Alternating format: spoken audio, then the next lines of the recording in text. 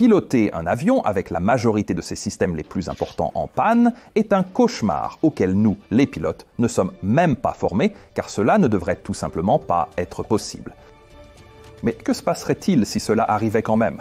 Et si cette même panne rendait également l'avion complètement invisible alors qu'il vole en direction d'un autre avion?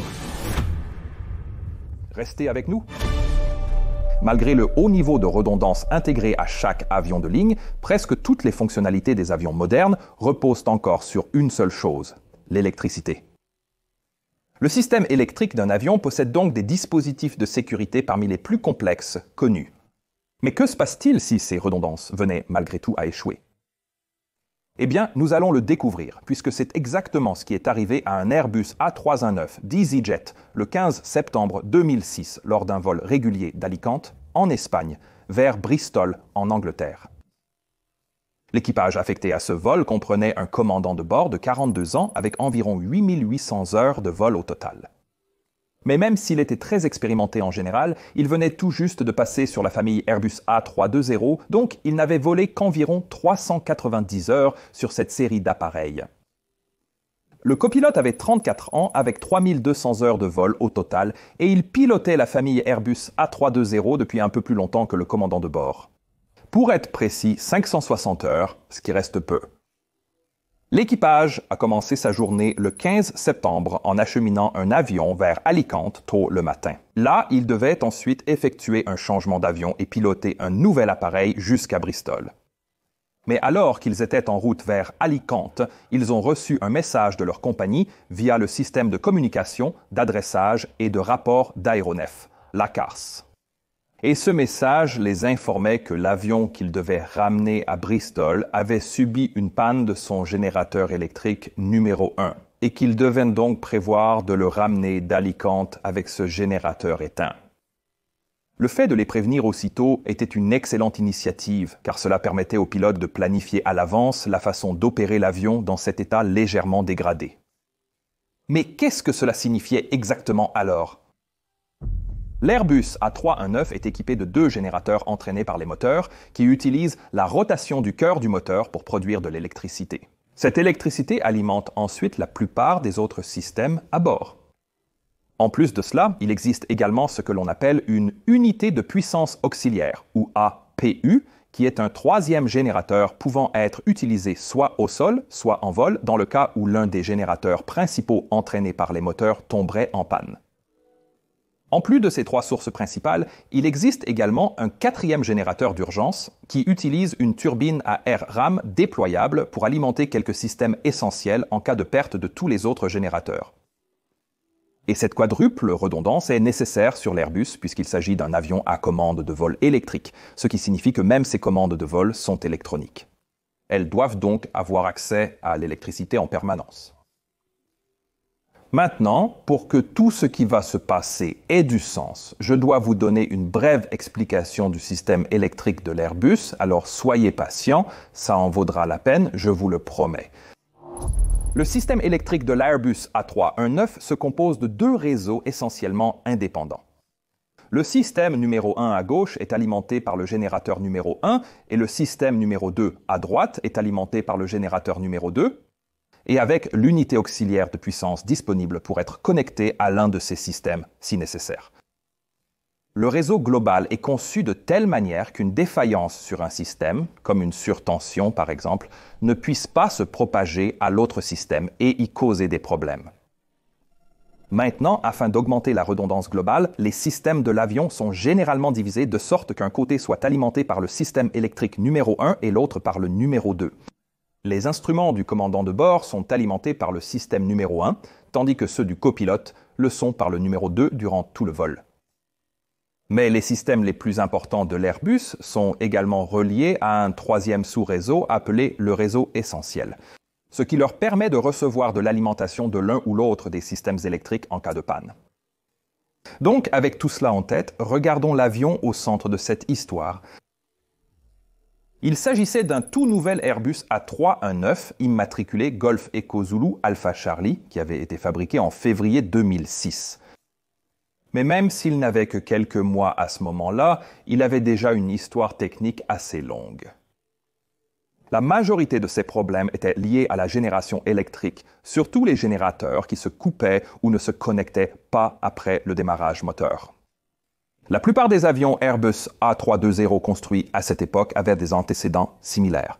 Cela était dû à un mauvais lot de puces de mémoire vive statique, ou puces SRAM, installées dans leurs unités de contrôle des générateurs. Les unités de contrôle des générateurs sont des ordinateurs qui surveillent, régulent la production des générateurs et fournissent les informations sur leur état aux autres systèmes de l'avion. Une panne de l'unité de contrôle du générateur ou GCU peut stopper le générateur, expliquant les nombreux problèmes de générateurs sur les avions munis de ces puces défaillantes. Quoi qu'il en soit, le 14 septembre 2006, un jour avant le vol de l'incident, le générateur numéro 1 sur Golf Echo Zulu Alpha Charlie s'était déclenché pendant un vol, probablement à cause d'un de ces problèmes de puce SRAM. Pendant que l'avion était stationné la nuit à l'aéroport de Stansted, près de Londres, les mécaniciens d'EasyJet avaient remplacé l'unité de contrôle du générateur numéro 1 pour tenter de résoudre le problème. Mais après avoir remis l'avion sous tension pour tester la réparation, le générateur numéro 1 s'est à nouveau désactivé, poussant les mécaniciens à essayer de le réinitialiser. Cela a semblé résoudre le problème. Or, selon les meilleures pratiques, ils auraient dû réagir à cette première défaillance en rejetant simplement la nouvelle GCU, mais ce n'est pas ce qui s'est passé. Malgré le déclenchement initial, les mécaniciens ont conclu que le générateur fonctionnait désormais correctement et ont approuvé le départ de l'avion. Mais ce que les ingénieurs de maintenance d'EasyJet ne savaient pas, c'est que la GCU qu'ils venaient d'installer sur cet avion avait déjà été installée sur 3 autres avions au cours des 5 derniers mois. Et à chaque fois, elle avait ensuite été retirée en raison d'un dysfonctionnement quelconque. Après chaque problème, la GCU était envoyée chez Hamilton Sundstrand pour test et réparation. Mais ils n'ont jamais pu recréer ou identifier la cause des problèmes, donc la GCU était simplement remise en service, encore et encore. En fait, il a été découvert plus tard qu'environ 29% des unités envoyées chez Hamilton Sundstrand pour réparation avaient été renvoyées sans modification après que les ingénieurs n'aient pas réussi à reproduire la panne. Cela signifiait donc que l'entreprise n'avait aucun système pour identifier les unités qui avaient été rejetées à plusieurs reprises du service, ni pour suivre les unités qui pouvaient souffrir de dysfonctionnements récurrents mais intermittents. Identifier un dysfonctionnement intermittent lors d'un test sur banc est assez difficile. Mais cette difficulté peut être surmontée en sauvegardant la mémoire interne de l'unité et en conservant des enregistrements des pannes passées jusqu'à ce qu'un certain schéma se dégage. Mais cela ne s'était pas produit. Dans ce cas, l'unité a été remise en stock chez EasyJet, où elle a finalement été installée sur l'appareil mentionné dans cette histoire. Ainsi, le lendemain matin, une fois la réparation terminée, l'avion a décollé de l'aéroport de Stansted à destination d'Alicante avec tous ses passagers à bord. Mais seulement 20 minutes après le décollage, l'équipage a entendu un bruit étrange, comme un clunk. Le générateur numéro 1 s'est déconnecté, entraînant une reconfiguration automatique du système pour alimenter les 2 réseaux électriques depuis le générateur numéro 2. Cette panne, ainsi que les actions requises, ont ensuite été affichées à l'équipage sur le système de surveillance centralisée électronique de l'avion, appelé ECAM. En cas de panne du générateur numéro 1, la checklist demandait à l'équipage d'essayer de le réinitialiser. Mais quand ils ont essayé, ça n'a pas marché. Ils ont donc suivi la procédure alternative qui consistait à éteindre le générateur défectueux, démarrer le groupe auxiliaire de puissance, puis reconfigurer le système électrique pour alimenter la partie gauche du réseau directement à partir de l'APU. Cela a été accompli sans aucun problème. Et après avoir discuté de leur situation avec le contrôle de maintenance d'EasyJet, l'équipage a reçu pour consigne de simplement poursuivre leur vol vers Alicante, ce qu'ils ont fait. Maintenant, cette histoire va devenir beaucoup plus compliquée. Il était permis d'exploiter l'avion avec un générateur hors service pendant une période maximale de 10 jours, à condition que l'avion réponde aux critères spécifiés dans la liste minimale d'équipement, MEL. La liste minimale d'équipement contient une liste détaillée des éléments qui peuvent être hors service lors du départ. ainsi que toutes les instructions ou procédures spéciales nécessaires pour gérer le risque de voler avec ces redondances réduites. Dans le cas d'un générateur hors service, l'Airbus A319 peut être autorisé au départ avec l'APU alimentant le réseau concerné à condition que l'équipage effectue certains contrôles avant le vol. Comme vérifier que tous les systèmes sont correctement alimentés, que la pompe à carburant de l'APU fonctionne, que tous les voyants et indicateurs des systèmes électriques sont opérationnels, et ainsi de suite.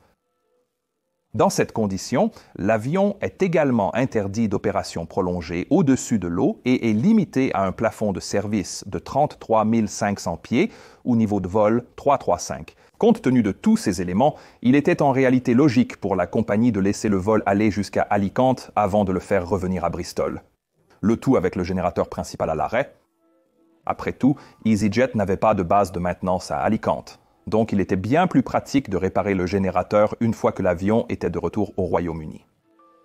Le vol s'est donc déroulé normalement et a finalement atterri sans autre incident. Et peu de temps après, l'équipage qui allait effectuer le vol impliqué dans l'incident est également arrivé à Alicante, puis s'est dirigé vers leur nouvel appareil afin de le préparer pour le vol 6074 en direction de Bristol.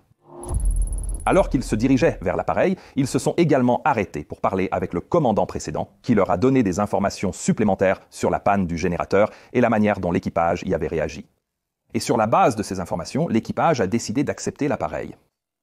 Le commandant a contacté la compagnie pour déposer un plan de vol avec une altitude maximale au niveau 320.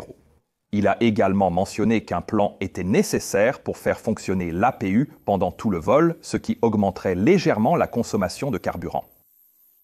Une fois dans le cockpit, l'équipage a effectué les vérifications habituelles avant le vol et les vérifications spéciales exigées par la liste minimale d'équipements mentionnée précédemment. Et tout semblait fonctionner parfaitement. Pendant que les pilotes terminaient les procédures avant vol, les 4 agents de bord ont supervisé l'embarquement des 138 passagers prévus pour le vol. Au final, quand les portes se sont refermées, 144 personnes étaient à bord. L'équipage a demandé le pushback, démarrer ses moteurs et effectuer le trajet vers la piste en service à 9h26. Le vol EasyJet 6074 a décollé sous un ciel dégagé avec le commandant de bord aux commandes et le copilote en supervision.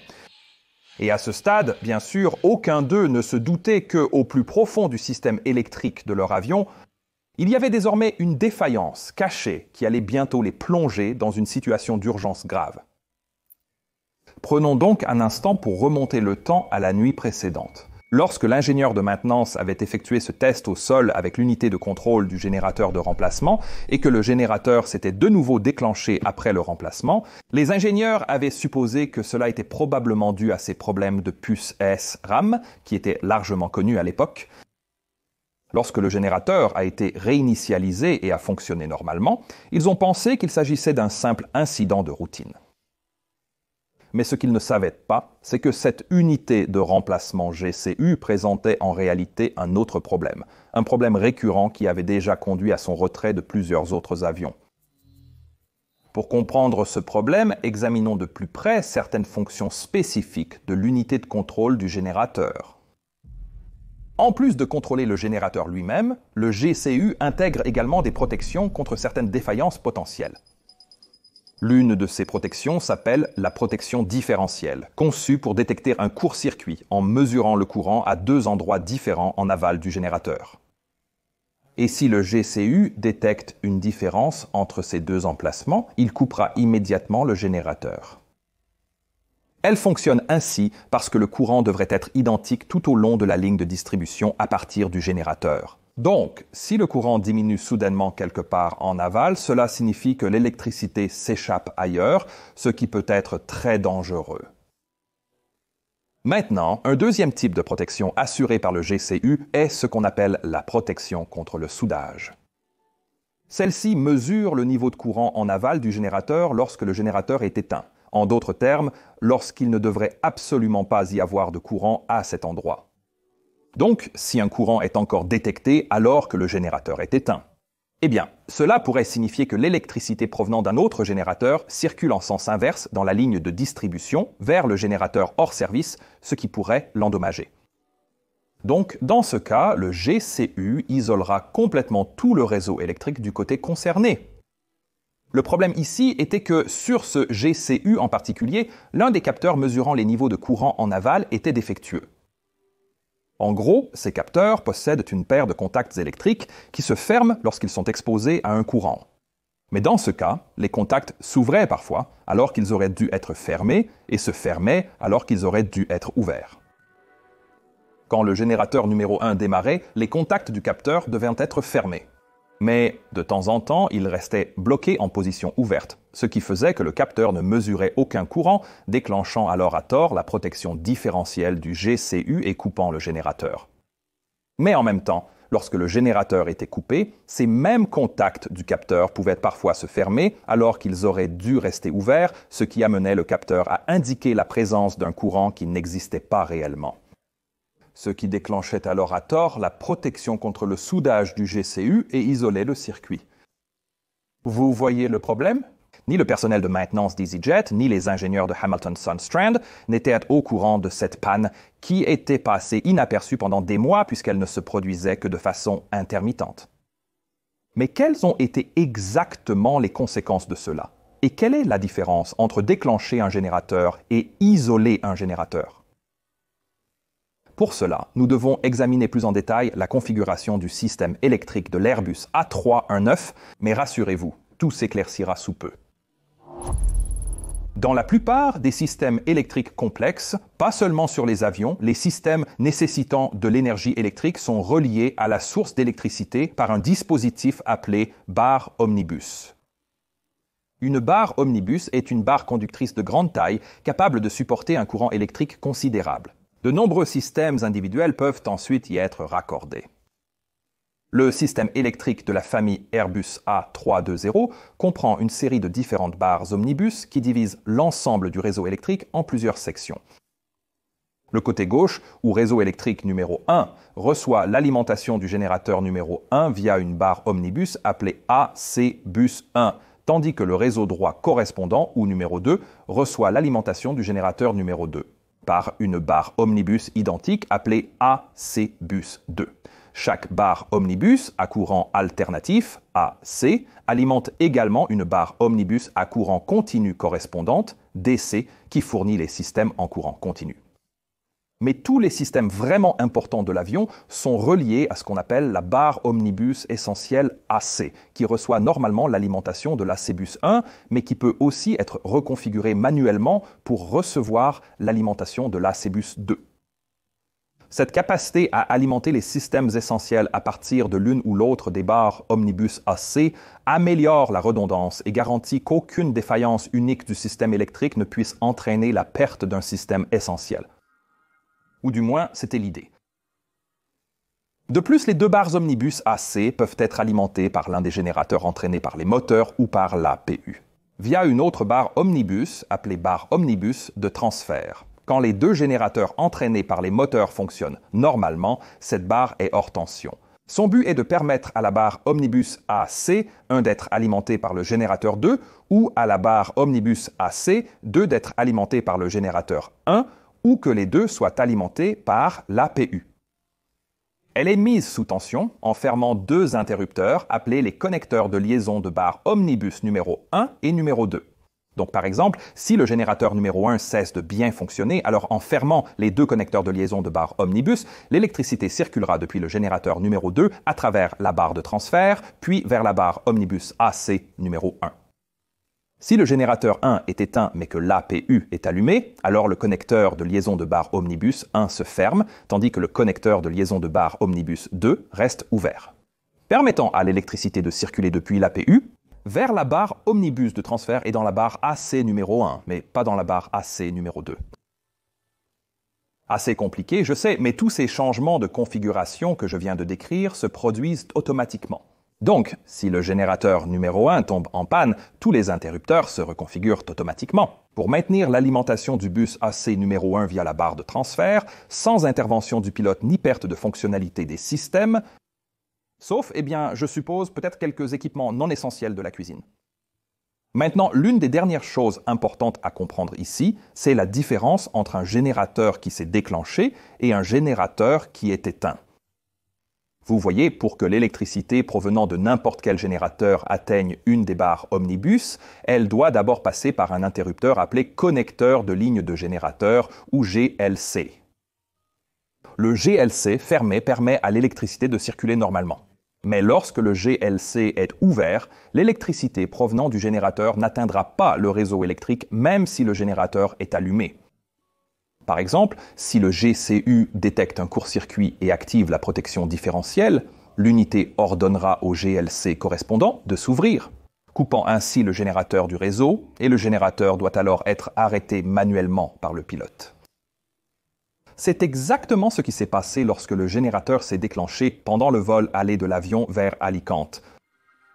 Mais pour le vol suivant, le vol 6074 à destination de Bristol, l'appareil a été dispatché avec le générateur numéro 1 désactivé, le GLC numéro 1 ouvert et l'APU alimentant l'AC-bus numéro 1 via la barre omnibus de transfert, comme vous pouvez le voir sur ce schéma.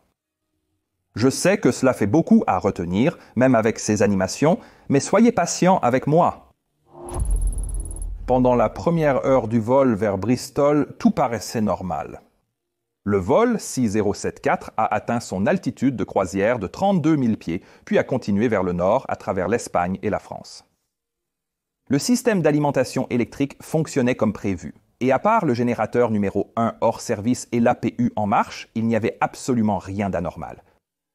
Cela a été le cas jusqu'à 10h52, lorsque le vol 6074 survolait Nantes, dans le nord-ouest de la France, et que soudainement, quelque chose a terriblement mal tourné.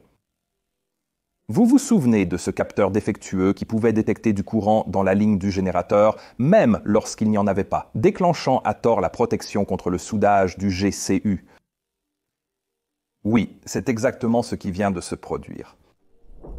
Avec le générateur éteint, le GLC devrait être ouvert. Mais si un courant est détecté dans la ligne du générateur malgré cela, cela pourrait indiquer une défaillance de la fonction d'ouverture du GLC. Donc, afin d'empêcher un courant de refluer à travers un GLC mal fermé et d'entrer dans le générateur, le GCU a ouvert le connecteur de liaison de bus numéro 1 pour empêcher l'électricité d'entrer dans toute la partie gauche du réseau électrique. Mais bien sûr, cela a également empêché l'électricité de circuler de l'APU à travers la barre de transfert vers le bus AC numéro 1 et donc aussi vers la barre de bus AC essentiel. Bien que le système électrique puisse se reconfigurer automatiquement pour alimenter le bus AC numéro 1 depuis un autre générateur en cas de panne du générateur numéro 1. Il ne peut pas se reconfigurer automatiquement pour alimenter la barre de bus AC essentiel depuis le bus AC numéro 2 si le bus AC numéro 1 est défaillant. Sur les modèles Airbus plus récents, cette reconfiguration est également devenue automatique, mais sur les anciens et moins avancés Airbus A320, ce n'était pas le cas. Les pilotes devaient plutôt basculer manuellement la barre de bus AC essentielle pour qu'elle soit alimentée par le bus AC numéro 2. En appuyant sur ce qu'on appelle le bouton d'alimentation essentiel AC sur le panneau de contrôle électrique situé au plafond, et lorsque la barre de bus essentiel AC n'est pas alimentée, un voyant lumineux indiquant une panne devrait s'allumer sous ce bouton. Et une fois que le système est reconfiguré manuellement, ce voyant de panne devrait s'éteindre et être remplacé par un voyant alternatif à la place. Dès que la barre omnibus AC essentielle est coupée, cette panne est immédiatement affichée sur l'écran ICAM accompagnée de l'action requise qui est d'appuyer sur le bouton de la barre omnibus AC essentielle. Et l'idée était que cela devait entraîner la mise hors tension de la barre de bus essentielle AC pendant seulement un très court instant avant que les pilotes puissent reconfigurer le système. Mais cela n'était qu'une supposition du constructeur. Et, comme nous le verrons bientôt, en réalité, les choses sont souvent bien plus complexes. Au même moment où la protection contre le soudage a activé le GCU numéro 1, les pilotes ont entendu un bruit sourd, suivi d'une avalanche de pannes. Les instruments du commandant de bord se sont tous éteints. Le pilote automatique et l'autotrust se sont déconnectés, l'alarme principale a retenti et la majorité des voyants du panneau supérieur se sont éteints. En fait, la liste des systèmes devenus inopérants à ce moment précis était si longue qu'il aurait été presque impossible pour les pilotes de saisir l'ampleur réelle de cette panne. La perte du bus AC numéro 1 et de la barre omnibus AC essentielle a entraîné non seulement les conséquences déjà mentionnées, mais aussi la perte du système hydraulique bleu, la perte du spoiler numéro 3 sur chaque aile, la perte de 2 des 3 unités de référence inertielle des données aériennes, le passage du système de commande de vol électrique en loi alternative, la perte de l'extension normale du train d'atterrissage, la perte du contrôle automatique de la pressurisation de la cabine, ainsi que la perte du déploiement automatique et manuel des masques à oxygène pour les passagers. La perte des 3 unités de gestion radio et des panneaux de contrôle audio, la perte du transpondeur principal, la perte du système d'alerte de collision, perte du système d'alerte de proximité du sol et perte de la radio Very High Frequency numéro 1. Et ce ne sont là que les éléments les plus évidents. La liste complète des pertes s'étend en réalité sur environ 3 pages, A4 entières. Quand tout cela s'est produit, la première chose que le commandant de bord a faite a été de passer les commandes au copilote. Au moins, il avait des instruments fonctionnels de son côté. Les pilotes ont alors tenté de diagnostiquer rapidement la panne, mais cela s'est avéré extrêmement difficile car non seulement de nombreux systèmes étaient hors service, mais beaucoup de voyants indiquant l'état de chaque système étaient également défaillants. La meilleure supposition initiale du pilote était que l'APU s'était d'une manière ou d'une autre déclenché, coupant l'alimentation du réseau électrique du côté gauche, mais cela s'est avéré faux. Heureusement, cependant, le copilote a constaté que l'avion restait contrôlable en vol manuel, malgré la perte de toutes les protections normales du domaine de vol et de l'automatisation. Mais bien sûr, piloter l'avion manuellement en loi alternative à cette altitude aurait probablement accaparé la majeure partie de son attention. Pendant ce temps, le commandant de bord s'est concentré sur l'examen de l'ECAM, qui affichait un grand nombre d'avertissements et de messages de prudence. L'écran supérieur du double affichage ICAM était en panne, mais heureusement, l'écran inférieur fonctionnait toujours grâce à l'alimentation de l'AC bus numéro 2. Parmi les messages affichés sur l'ICAM figurait une alerte indiquant ELEC AC Essential Bus Fault, accompagnée de l'instruction d'appuyer sur le bouton AC Essential Feed afin de rétablir l'alimentation de l'AC Essential Bus. Mais lorsque les pilotes ont regardé le bouton, ils ont constaté que l'indication de panne en dessous n'était pas allumée comme elle aurait dû l'être. Le commandant de bord a tout de même essayé d'appuyer sur le bouton pour basculer le bus essentiel AC vers le bus AC numéro 2, mais le bouton ne semblait rien faire et le système ne s'est pas reconfiguré. À présent, nous ne savons pas pourquoi ce bouton n'a pas fonctionné. Dans cette condition de panne, le message de défaut aurait dû s'allumer et le bouton aurait dû fonctionner normalement. Cependant, le changement d'état du message sur le bouton de défaut à alterner était la seule confirmation positive pour l'équipage qu'il avait correctement appuyé. La position du bouton lui-même ne change pas. Et si le problème venait du voyant du message ? Eh bien, dans ce cas, les pilotes n'auraient eu aucun moyen de savoir s'ils avaient suffisamment enfoncé le bouton ou s'ils l'avaient pressé le bon nombre de fois. Il est donc possible que la reconfiguration ait échoué parce que le bouton a en fait été pressé 2 fois très rapidement sans que le commandant de bord ne s'en rende compte. Mais nous n'avons jamais pu le confirmer. Il est également tout à fait possible qu'il y ait eu un autre type de dysfonctionnement que les enquêteurs n'ont tout simplement jamais pu identifier. Malgré les tentatives répétées du commandant de bord pour reconfigurer le système électrique, toutes ont échoué. Il est donc rapidement devenu évident qu'il ne pourrait probablement pas rétablir le fonctionnement de ces systèmes défaillants. Mais au moins, ils avaient l'avion sous contrôle et ils pouvaient toujours suivre les aides à la navigation qu'ils avaient devant eux, ce qui leur serait nécessaire pour pouvoir atteindre leur destination. Donc, selon le principe piloter, naviguer, communiquer, les 2 premières priorités étant assurées, le commandant de bord s'est concentré sur la 3e en cas d'urgence, la communication. Et il s'avère qu'en réalité, c'est justement ce manque de communication qui allait transformer ce vol en quelque chose de vraiment effrayant, vous voyez. L'un des systèmes qui a failli au début de l'urgence était la radio VHF numéro 1, puisqu'elle était alimentée par la barre omnibus DC essentielle, lui-même alimenté par le bus AC numéro 1. Et la radio Very High Frequency numéro 1 est normalement utilisée pour communiquer avec le contrôleur aérien. Les radios Very High Frequency numéro 2 et 3 étaient encore opérationnelles, alimentés par le réseau électrique du côté droit. Mais comme les 3 panneaux de contrôle audio étaient alimentés par le réseau de gauche, les pilotes n'avaient maintenant aucun moyen de sélectionner l'une de ces radios fonctionnelles. L'équipage n'avait donc aucun moyen de contacter le contrôleur aérien. Et pour aggraver les choses, le transpondeur principal était également tombé en panne. Et bien qu'il y ait un transpondeur de secours alimenté par le réseau électrique du côté droit, les pilotes auraient dû penser à basculer manuellement sur ce transpondeur. Et ils avaient certainement d'autres choses en tête à ce moment-là. Avec cela à l'esprit, vous vous demandez peut-être comment les contrôleurs aériens ont réagi à tout cela. Il s'avère que c'est l'une des parties les plus folles de toute cette histoire. Lorsque la panne électrique est survenue, le vol 6074 traversait l'espace aérien contrôlé par le centre de contrôle régional de Brest, dans le nord-ouest de la France. Et dans cette installation, une relève de quart était sur le point de commencer lorsque le contrôleur aérien surveillant le vol 6074 a soudainement remarqué que l'Airbus A319 avait disparu de son écran radar. Les contrôleurs aériens utilisent généralement le radar secondaire pour interroger le transpondeur d'un avion.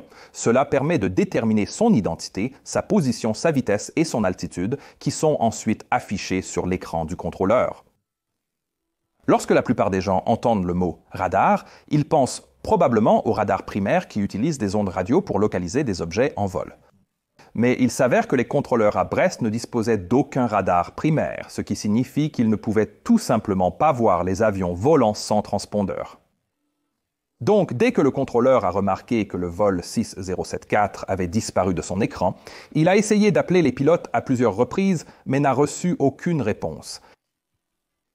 Maintenant, la combinaison de la perte du radar et du contact radio a provoqué beaucoup de consternation dans l'installation. Ce sentiment s'est rapidement transformé en véritable peur, à mesure que les contrôleurs devenaient de plus en plus convaincus que le vol 6074 s'était peut-être écrasé. Et alors qu'ils débattèrent de la nécessité d'alerter les services d'urgence au sujet d'un avion possiblement disparu, le contrôleur en charge du vol 6074 reçut soudainement un appel d'un Boeing 777 d'American Airlines opérant le vol American Airlines 63 qui entrait tout juste dans le secteur de Brest, volant vers l'ouest au niveau de vol 320, le même niveau que le vol EasyJet disparu. À ce moment-là, le contrôleur était déjà de plus en plus convaincu qu'il s'était effectivement produit quelque chose de terrible. Mais il se rendit également rapidement compte qu'à la vitesse et au cap connu du vol 6074, s'il était toujours en vol, il se trouvait désormais sur une trajectoire de collision avec le vol American Airlines 63. Le contrôleur demanda au vol American Airlines s'il pouvait voir le vol 6074 sur leur TCAS, ce à quoi le pilote répondit qu'il ne le voyait pas. Cela a du sens puisque le TCAS utilise les transpondeurs pour fonctionner. Néanmoins, le contrôleur ordonna au vol 63 de descendre au niveau 310 par mesure de sécurité. Il a ensuite informé son remplaçant de la situation avant de partir à la fin de son service. Bien que je pense qu'il était un peu étrange qu'il quitte son poste dans ce genre de circonstances. Je dois saluer la vivacité d'esprit du contrôleur aérien dans cette situation. Le vol 6074 était en vol, se dirigeant vers le nord au niveau de vol 320. Et des calculs ont montré plus tard que si le contrôleur aérien n'avait pas ordonné au vol 63 de descendre, les deux avions seraient passés au même point dans l'espace à moins de 20 secondes d'intervalle. Sans transpondeur diffusant son identité et sa position, le vol 6074 n'aurait alors pas été affiché sur le système d'anti-collision du vol 63. Il y avait donc un risque réel et terrifiant de collision en vol si l'un de ces avions s'était comporté ne serait-ce qu'un peu différemment. Il suffit de modifier légèrement la vitesse. Mais grâce à la réaction rapide du contrôleur aérien, les pilotes du vol 63 ont pu descendre à temps pour éviter la collision. Et ils ont effectivement aperçu peu après l'Airbus A319 d'EasyJet croiser leur trajectoire de vol à 2,67 milles nautiques devant eux et à 600 pieds au-dessus d'eux. Plus proche que la normale, c'est certain, mais heureusement sans risque de collision. Les pilotes américains ont immédiatement signalé avoir vu un avion ressemblant à l'appareil disparu, ce qui a été un immense soulagement pour les contrôleurs à Brest. Mais ils étaient tout de même alarmés que les deux avions se soient retrouvés aussi proches l'un de l'autre. Pendant ce temps, à bord du vol 6074, les pilotes ignoraient qu'ils venaient d'éviter de peu une catastrophe. Le commandant de bord tentait sans succès de joindre le contrôleur aérien via la radio Very High Frequency numéro 2. Il a également tenté de déclarer Mayday sur la fréquence d'urgence universelle de 121,5 MHz, mais cela n'a pas fonctionné non plus. Il a ensuite essayé de rétablir l'alimentation électrique en allumant puis en éteignant le générateur numéro 1, mais cela n'a pas fonctionné non plus. Et après environ 10 minutes d'efforts totalement infructueux, il est ensuite passé aux actions ICAM de priorité inférieure. L'une d'elles lui a demandé de passer au transpondeur numéro 2, ce qu'il a fait. Le panneau de contrôle du transpondeur n'était pas éclairé et ne semblait pas réagir. Mais lorsqu'il est passé sur le transpondeur de secours, les chiffres affichant le code actuellement sélectionné sont réapparus. Le reste du panneau restant éteint, les pilotes n'étaient pas certains que le transpondeur fonctionnait réellement, mais par précaution, l'équipage a changé le code du transpondeur pour 7700, le code universel d'urgence. L'autre option qu'ils auraient eue aurait été de le changer pour 7600, qui est le code pour une panne radio. Mais avec autant de systèmes hors service, je pense que le code d'urgence était probablement le meilleur choix dans cette situation. De retour au centre de contrôle de Brest, l'appareil réapparut alors sur les écrans radars, émettant le code transpondeur 7700, confirmant enfin au contrôleur que l'avion était effectivement en difficulté, mais au moins il volait toujours, et il pouvait le voir. Dans le poste de pilotage, le commandant de bord a commencé à consulter les pages d'état des systèmes sur l'écran ICAM pour mieux comprendre ce qui fonctionnait. Il a rapidement constaté que les bus essentiels AC et DC n'étaient pas alimentés. Il a noté que la page de pressurisation cabine n'indiquait aucun problème malgré la perte des deux régulateurs de pression. La page des systèmes hydrauliques n'affichait également aucune donnée provenant des capteurs de pression, et cela parce que tous les capteurs étaient alimentés par le réseau électrique du côté gauche. Et la page indiquait également, à tort, que la turbine à air rame s'était déployée, ce qui n'était pas le cas. Le commandant de bord a alors essayé d'éteindre puis de rallumer l'APU à plusieurs reprises, mais sans effet. Les deux pilotes ont donc finalement conclu qu'ils ne pourraient probablement pas rétablir le fonctionnement normal d'aucun de ces systèmes. Ils se sont donc concentrés sur la façon dont ils pourraient atterrir l'avion en toute sécurité avec les quelques systèmes qui leur restaient. Maintenant, puisqu'ils étaient capables de naviguer et de piloter, leur principal problème restait la communication. Et le commandant de bord avait en fait des inquiétudes très réelles et sérieuses à ce sujet. Vous voyez, ils avaient initialement envisagé de se dérouter vers l'aéroport le plus proche en raison des nombreuses pannes de systèmes qu'ils avaient subies, mais finalement, ils ont décidé que ce n'était pas la meilleure idée. Cela faisait presque exactement 5 ans depuis les attentats du 11 septembre. Et le commandant de bord craignait qu'avec le transpondeur potentiellement éteint et sans communication radio, toute déviation par rapport à leur plan de vol déposé puisse être interprétée comme une intention hostile. Ce qu'il craignait alors, bien sûr, c'est que cela puisse amener l'armée de l'air française ou britannique à éventuellement tirer sur l'avion, car il disposait bien d'un radar primaire. Il craignait aussi qu'un avion de chasse les intercepte et leur ordonne de le suivre jusqu'à un aéroport. Ils pourraient être incapables de s'exécuter en raison de l'état dégradé de leurs systèmes avioniques, ou ne pas être en mesure d'indiquer qu'ils étaient aux commandes, ce qui se fait normalement à l'aide des feux extérieurs et de manœuvres spécifiques. Le fait de savoir que la météo était bonne à Bristol a également influencé leur décision de poursuivre. Mais ils n'avaient aucun moyen d'obtenir des informations météorologiques, ni des NOTAM pour aucun autre aéroport, puisque ni la CARS ni aucune de leurs radios ne fonctionnaient. Le commandant a continué à vérifier si la piste à Bristol était assez longue pour atterrir malgré la dégradation de plusieurs systèmes de freinage. Et il a rapidement conclu que, oui, elle l'était. Finalement, les pilotes ont choisi de suivre leur plan de vol au plus près et de continuer jusqu'à destination, jugeant cette solution la plus sûre. C'est d'ailleurs aussi la procédure recommandée en cas de panne radio totale, puisque cela permet simplement de garder les mouvements de l'avion prévisibles et donc de permettre au contrôle aérien de déplacer les autres avions en conséquence. Je dois dire que c'est un excellent exemple d'utilisation efficace du temps disponible. Le modèle de prise de décision POSI, qui bien sûr signifie problème, information, option, sélection, exécution et évaluation. Tout d'abord, vous devez essayer de déterminer quel est le problème. Ensuite, vous rassemblez autant d'informations que possible sur la situation, puis vous évaluez vos options, vous choisissez la plus sûre et vous l'exécutez. Et ensuite, vous réévaluez constamment la situation pour vous assurer que vous prenez toujours la bonne décision, ce que cet équipage faisait en permanence. Ils avaient été placés dans une situation extraordinairement difficile, mais la cause et l'ampleur du problème étaient pratiquement impossibles à déterminer. Mais en rassemblant les informations limitées dont ils disposaient et en anticipant les scénarios potentiels à venir, les pilotes ont pu choisir l'option la plus sûre. C'est formidable à voir. Ce type de comportement est également un excellent exemple de ce que nous appelons la résilience, c'est-à-dire la capacité à s'adapter à une situation complètement nouvelle en s'appuyant sur l'expérience, la formation et les compétences acquises, même si cette situation précise est inédite. Mais bien sûr, cette épreuve n'était toujours pas terminée et elle n'allait pas devenir plus facile non plus.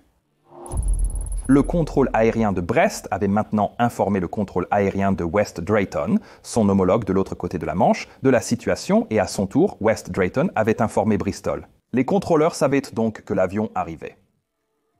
Puisque le transpondeur de secours fonctionnait, les contrôleurs ont pu maintenir les autres avions hors de la trajectoire du vol 604 et lui permettre finalement de s'insérer dans la séquence d'approche. Simultanément, le contrôle aérien de Bristol avait aussi déclaré une urgence pour le vol et positionné les pompiers pour l'accueil de l'avion à l'atterrissage.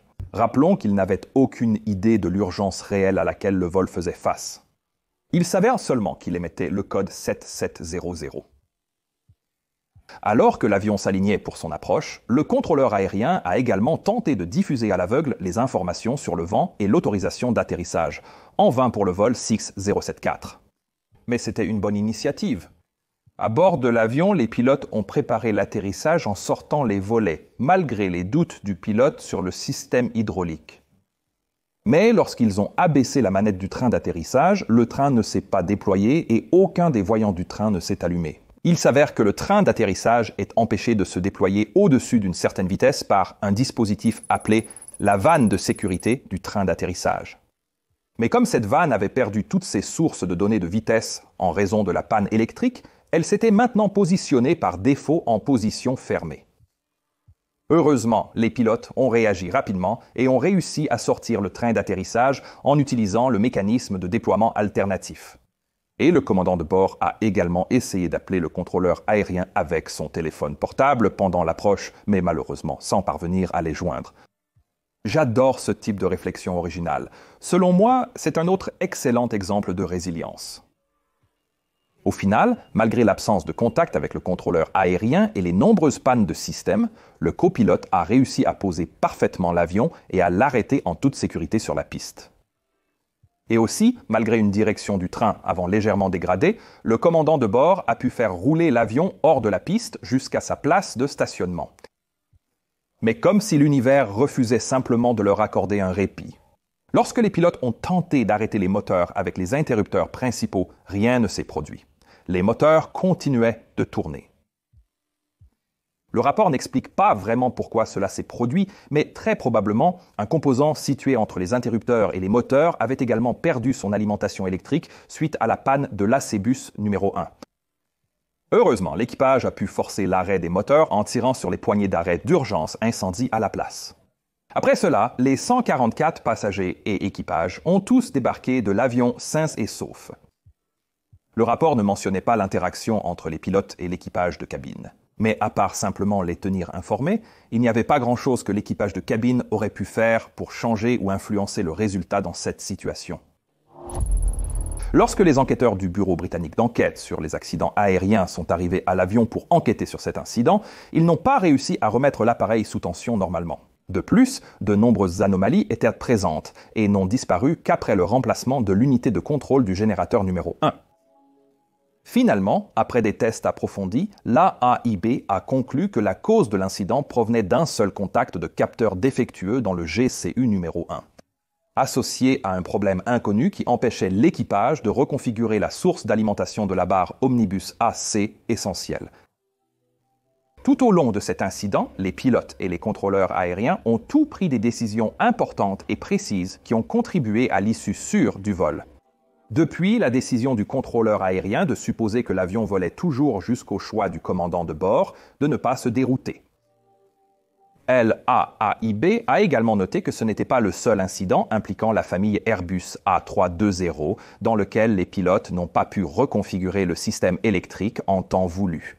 Suite à la panne du bus AC-1, faire fonctionner l'avion pendant une longue période sans que le bus AC essentiel soit alimenté n'était pas un scénario qui avait été pleinement envisagé lors de la conception et de la certification de cet avion. Mais lorsque cela s'est produit, la situation s'est révélée très compliquée en raison des nombreuses pannes qui se chevauchaient et qui traversaient parfois plusieurs couches de redondance. Dans ce cas, la conséquence la plus grave a été la défaillance des 3 panneaux de commande audio, entraînant une perte totale de contact radio malgré la présence de 3 radios VHF redondantes. Suite à cet incident, Airbus a corrigé certaines défaillances en modifiant la conception pour permettre une reconfiguration automatique du système électrique. En cas de défaillance du bus courant alternatif numéro 1, cela permettrait également d'éviter la perte des 3 radios. Hamilton Sundstrand a également mis à jour la logique du GCU afin d'exiger que plusieurs capteurs confirment la présence d'un courant parasite dans la ligne du générateur avant d'activer la protection par soudure. Ainsi, au final, cet incident a rendu la famille Airbus A320 plus sûre, comme ce genre d'incident devrait toujours le faire. J'ai en fait mentionné cet incident dans le tout premier épisode du podcast de Ben et moi, Captain Speaking, que j'espère que vous avez déjà écouté. Sinon, faites-le maintenant. Là-bas, nous parlons librement et sans script de tout ce qui concerne l'aviation et même d'autres sujets. Vous pouvez le trouver sur YouTube ou partout où vous écoutez des podcasts. Allez voir et pensez à vous abonner. Cela compterait vraiment beaucoup pour moi. Maintenant, si tu veux voir ma prochaine vidéo avant tout le monde, peut-être même aujourd'hui, utilise ce code QR ou rends-toi sur patreon.com/join/mentourpilote et inscris-toi. Passe une excellente journée où que tu sois et on se retrouve la prochaine fois. Bye bye. Pachito!